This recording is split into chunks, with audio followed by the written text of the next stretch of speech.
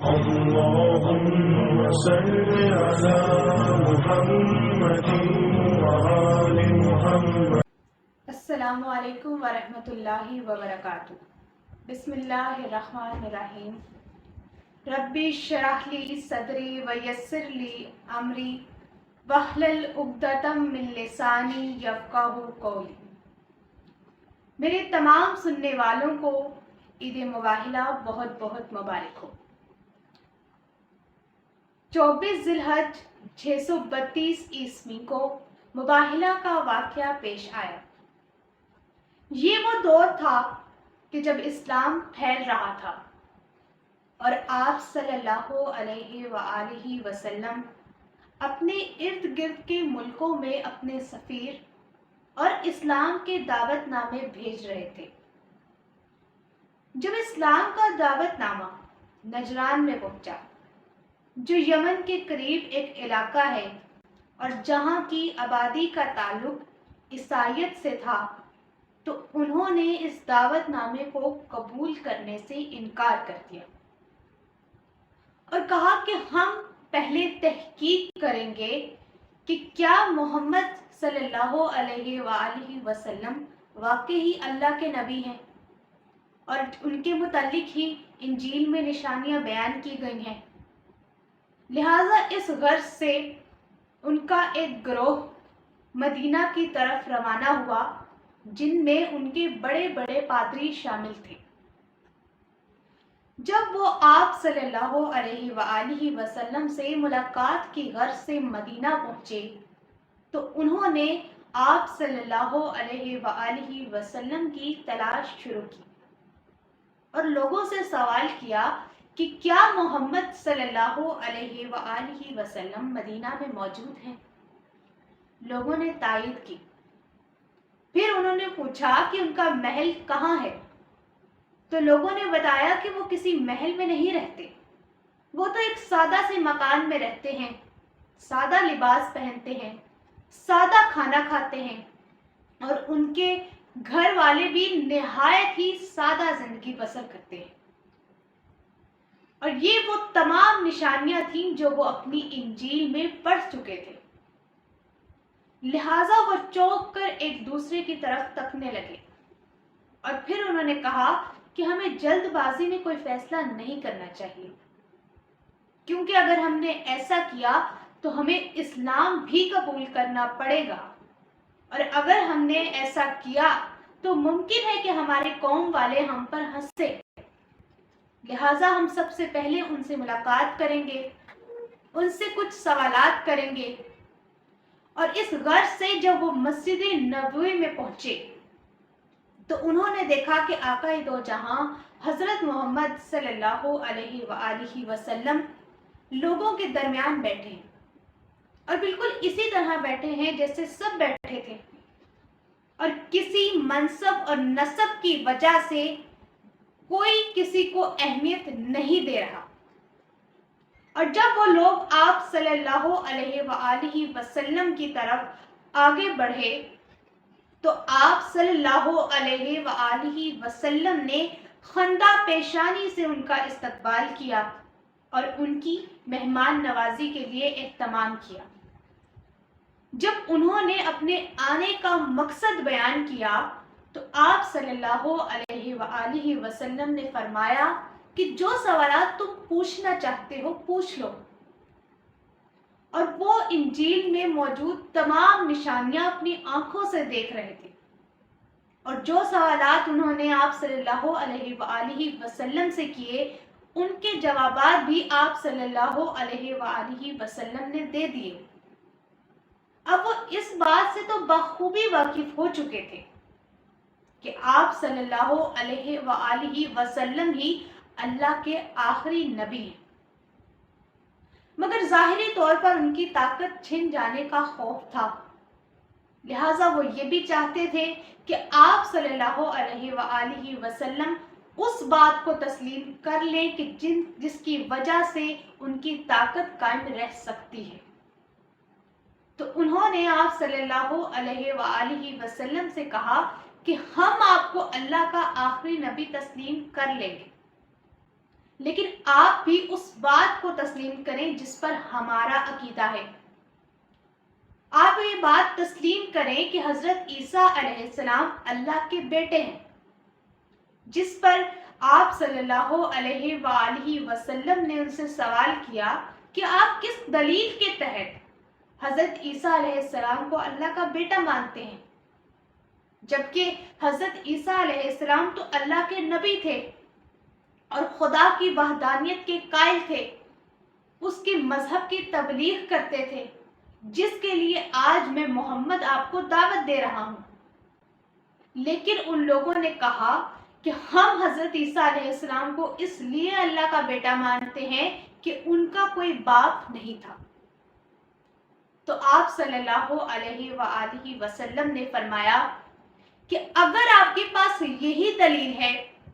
کہ حضرت عیسیٰ علیہ السلام اللہ کے بیٹے ہیں، تو پھر اس میں زیادہ حقدار تو حضرت آدم علیہ السلام ہے، کیونکہ ان کے نہ باپ ہیں نہ ماں ہیں۔ لیکن وہ لوگ اپنی ضد پر ڈٹ گئے اور انہوں نے کہا کہ آپ اس بات کو تسلیم کریں کہ حضرت عیسیٰ علیہ السلام اللہ کے بیٹے ہیں۔ آپ صلی اللہ علیہ وآلہ وسلم نے انہیں سمجھانے کی بہت کوشش کی، مگر وہ بحث کرتے رہے۔ اب یہاں غور طلب بات یہ ہے کہ کیا ان پر حق واضح نہیں تھا؟ بالکل، وہ جانتے تھے کہ آپ صلی اللہ علیہ وآلہ وسلم ہی اللہ کے نبی ہیں، اور یہ کہ وہ غلط بات پر ڈٹے ہوئے ہیں،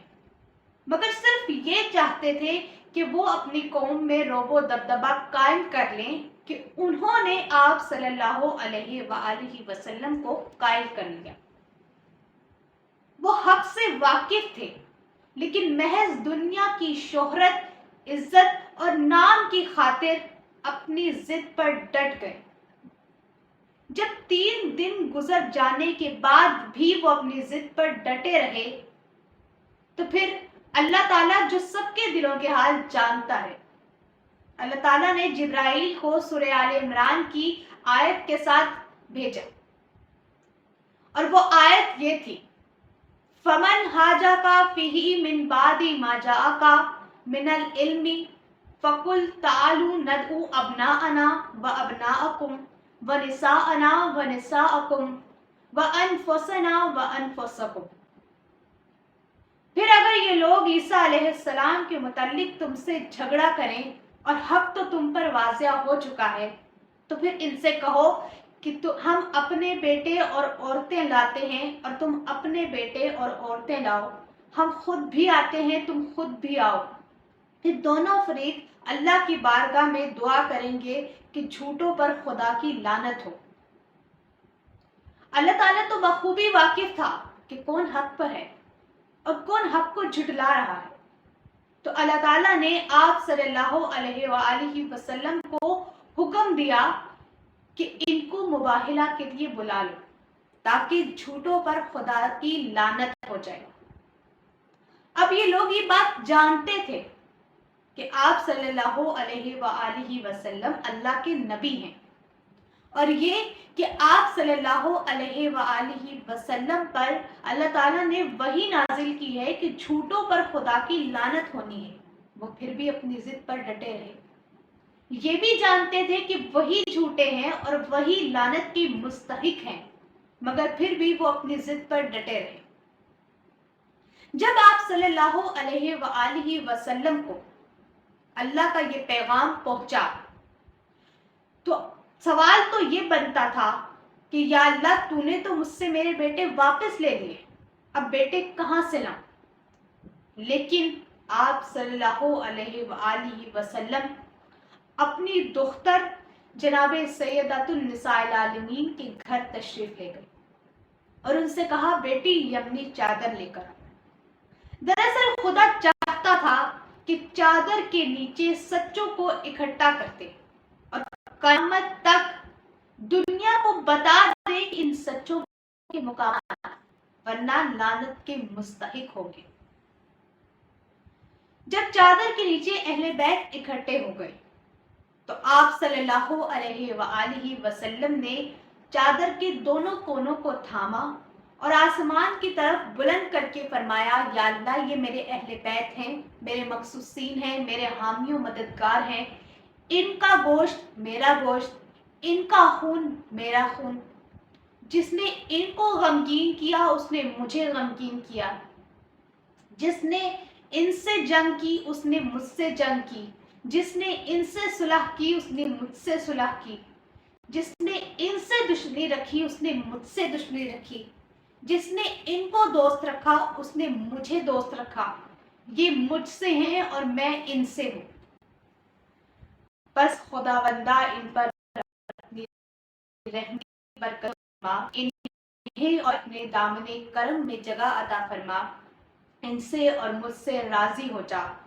اور ان سے ہر قسم کے رزق کو دور کر دے، انہیں ایسے پاک کر دے جیسے پاک کرنے کا حق ہے۔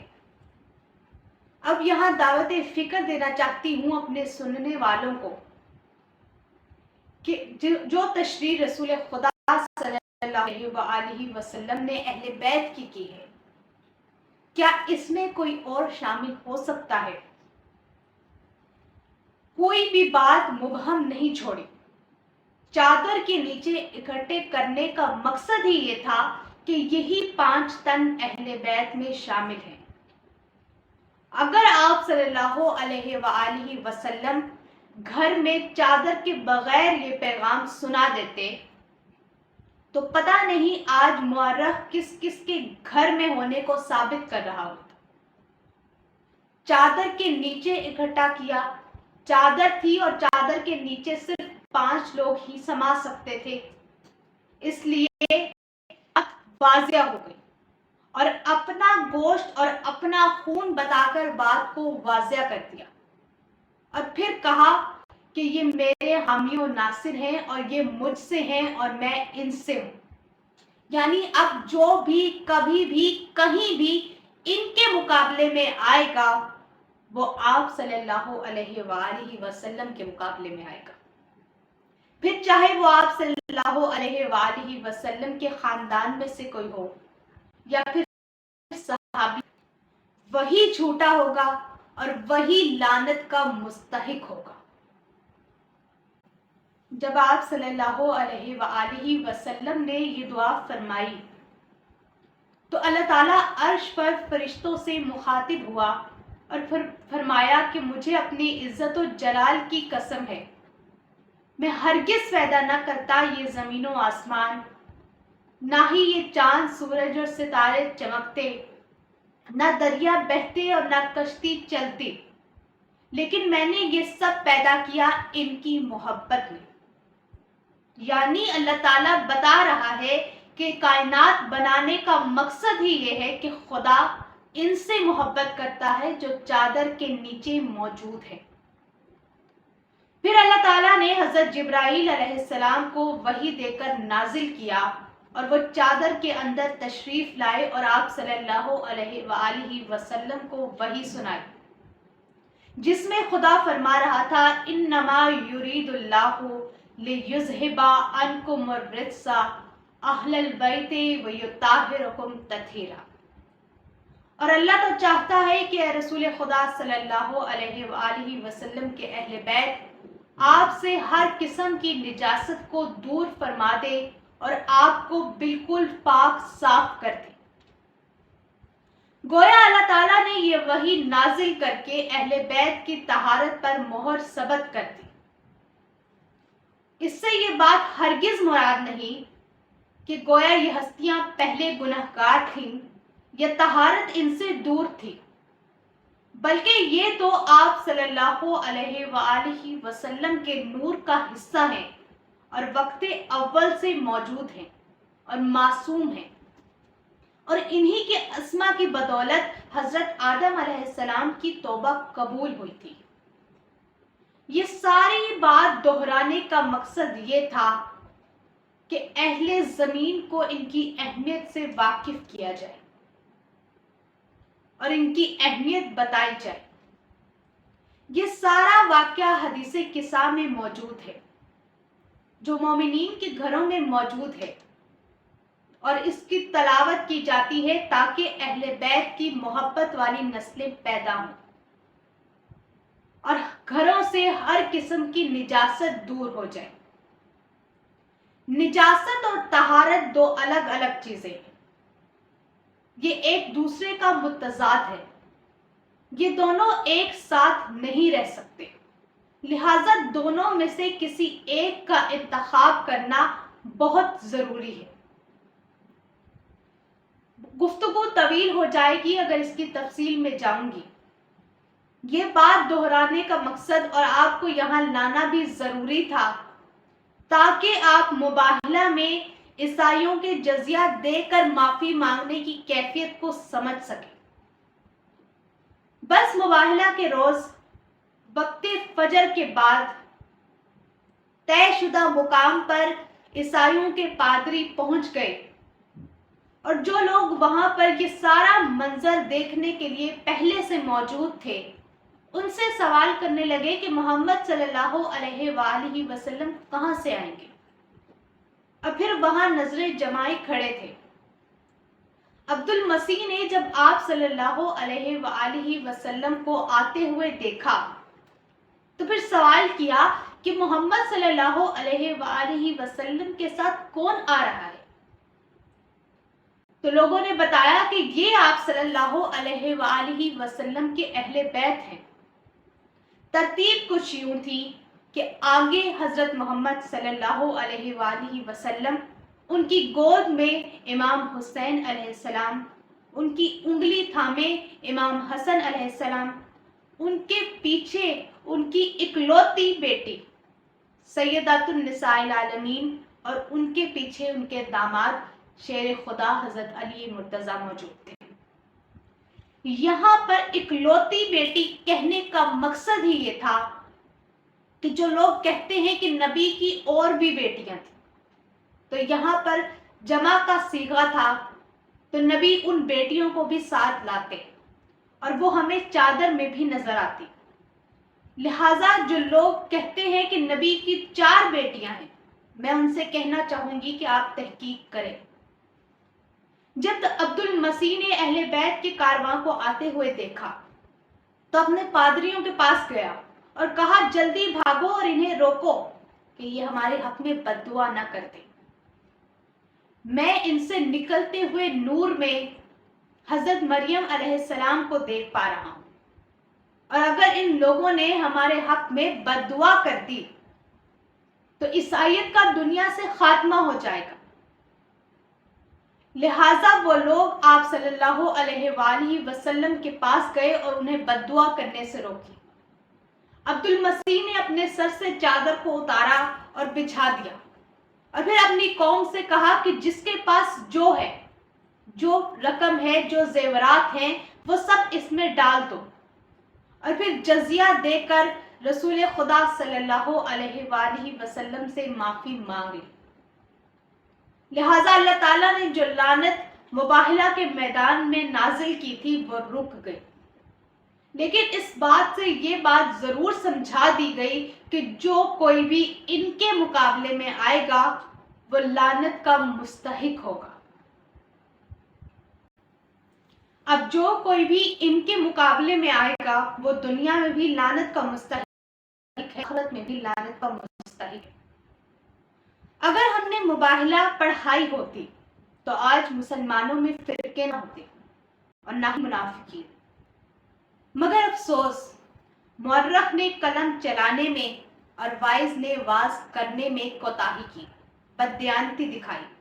اور آج مباہلہ صرف چند حلقوں میں باقی رہ گیا۔ میں اپنے سننے والوں سے کہوں گی کہ اگر آپ مسلمان ہیں تو اس بات پر فخر کریں، اس بات کو غنیمت جانیں کہ آپ کم از کم اسلام کی پہچان رکھنے والوں کے گھر پیدا ہوئے ہیں۔ مگر یہ ضروری نہیں کہ جو تعلیمات آپ کو اپنے بڑوں سے یا ان کو ان کے بڑوں سے ملی ہیں وہ سب درست ہوں۔ آپ کو تحقیق کرنے کی کوشش کرنی چاہیے اور بائی چانس مسلمان سے آگے بڑھ کر بائی چوائس مسلمان بنے، لیکن ہر قسم کے بغض اور تعصب کو ایک طرف رکھ دیں، کیونکہ تبھی حق آپ تک پہنچے گا۔ یہی وہ نجاسات ہیں جن کی وجہ سے حق نہیں پہنچ سکتا، اور لوگوں کے ڈر سے ہرگز حق بات کہنے سے نہ ڈرے، کیونکہ ان لوگوں نے کل محشر کے میدان میں آپ کی شفاعت نہیں کرنی۔ اگر آپ لوگوں کی وجہ سے آج حق بات کہنے سے ڈریں گے تو کل کو اللہ اور اس کے رسول کے سامنے کیسے پیش ہوں گے کہ اگر ان کے حکم کی روگردانی کریں گے؟ بس اہل بیت کی محبت کو دلوں میں بسا لیں، اور جو کوئی بھی ان کے مقابلے میں آیا ہے اس سے اللہ تعلقی اختیار کر لیں، اور اپنے دلوں سے نجاست کو دور کر لیں، کیونکہ طہارت اور نجاست، حق اور باطل، سچ اور جھوٹ کبھی بھی ایک ساتھ نہیں رہ سکتے۔ بس اسی دعا کے ساتھ اور آپ کو دعوت فکر دیتے ہوئے کہ اللہ تعالیٰ ہمیں ہر قسم کے نفاق سے بچنے کی توفیق عطا فرمائے، سیدہ شکرانہ بطول جعفری اجازت کی طلبگار ہے۔ اللہ حافظ۔